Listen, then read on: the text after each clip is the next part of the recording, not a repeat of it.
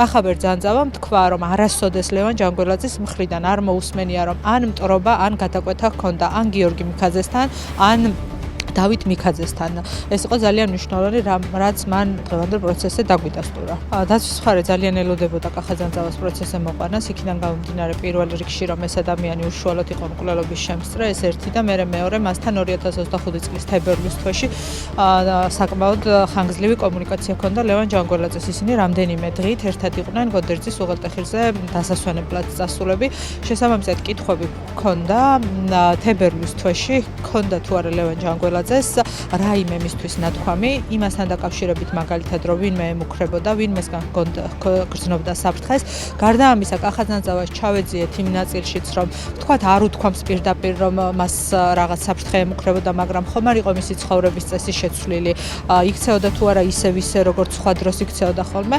მოწმემ გვიპასუხა ყველა შეკითხვაზე, რომ არავითარი ეჭვი, რომ 2025 წლის თებერვლის თვეში ლევან ჯანგველაძე რაიმე საფრთხეს გრძნობდა, არ შეუძლია რომ დაადასტუროს. მას ასეთი რაიმე მასზე არ შეუმჩნევია. ეს იყო ძალიან მნიშვნელოვანი გარემოება ჩვენთვის.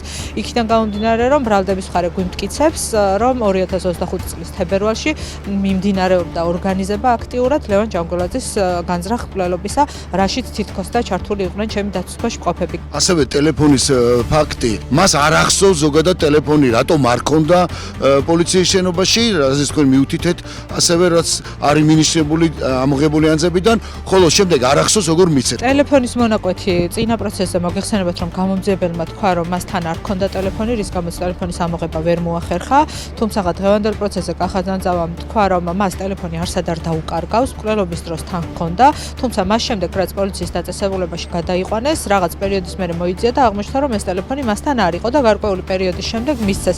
აქედან გამომდინარე, კითხვები ისევ რჩება, სად იყო ეს ტელეფონი, ვის ხელში აღმოჩნდა, ხომ არ იყო მასში რაიმე მნიშვნელოვანი მტკიცებულება და ხომ არ მოხდა მაგალითად მისი განადგურება, ეს ერთი მხრივ შეკითხვები და მეორე მხრივ რჩება კვლავ შეკითხვა, გამოძიება რატომ არ დაინტერესდა ამ ტელეფონებით 2025 წლის 26 ივლისამდე. ასევე მეორე მოწმე პოლიციელი ბატონი ომარი თუორცდები, რომლის პატაკის მიხედვითაც მისია პატაკია განძიებაში, რომელიც ამბობს, რომ კონფიდენტმა მიაწოდა მას ინფორმაცია იმასთან თაობაზე, რომ გიორგი და დავით მიქაძეები და ასევე გიორგი ჯოხაძე სასტუმრო თაუერში მოხდა შეხვედრა და იქ იგეგმებოდა თუ დაიგეგმა ლევან ჯანგველაძის მკვლელობა. ამასთან დაკავშირებით დასიტყვით, იმიტომ რომ რა პროცესზე მოწმე, რომელსაც თქვენ დაუსვით კითხვები, საკმაოდ დაიბნა და მას დაჭირდა პროკურორის დახმარება.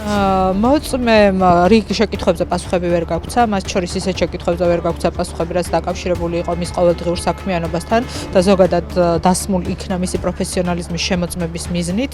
ეს ერთი მხრივ ერთი პრობლემა რაც იყო, მაგრამ მეორე და უფრო მნიშვნელოვანი არის ის, რომ მოწმემ ვერ ახსნა კონფიდენტმა, საიდან მოიპოვა ვთქვათ ეს ინფორმაცია, რამდენად რეალის და მოგვიანებით ეს ინფორმაცია და ყველაზე მნიშვნელოვანი აქ ის არის, რომ საქმის გარემოებები პირდაპირ აჩენს, რომ დიდი ალბათობით არავითარი კონფიდენტი არ არსებობდა, იმიტომ რომ ის ინფორმაცია, რაც ამ პატაკში ვითომ და კონფიდენტის მხრიდან არის მოპოვებული და არის დაფიქსირებული, საქმეში უკვე გამომძიებელს ჰქონდა. იმიტომ რომ სასტუმრო თბილისის თაუერის კამერები უკვე იყო მოპოვებული, უკვე იყო დათვალიერებული, უკვე იყო არაერთი მოწმის მონაწილეობით დათვალიერებული, შესაბამისად კითხვები უკვე ისმებოდა აქტიურად, ხომ არ იყვნენ კამერების ჩანაწერებზე გიორგი მიქაძე ან დავით მიქაძე. შესაბამისად კონფიდენტის მონაწილეობა ამ ინფორმაციის მოპოვებაში ცოტა საეჭვოა დაცვის მხარისთვის.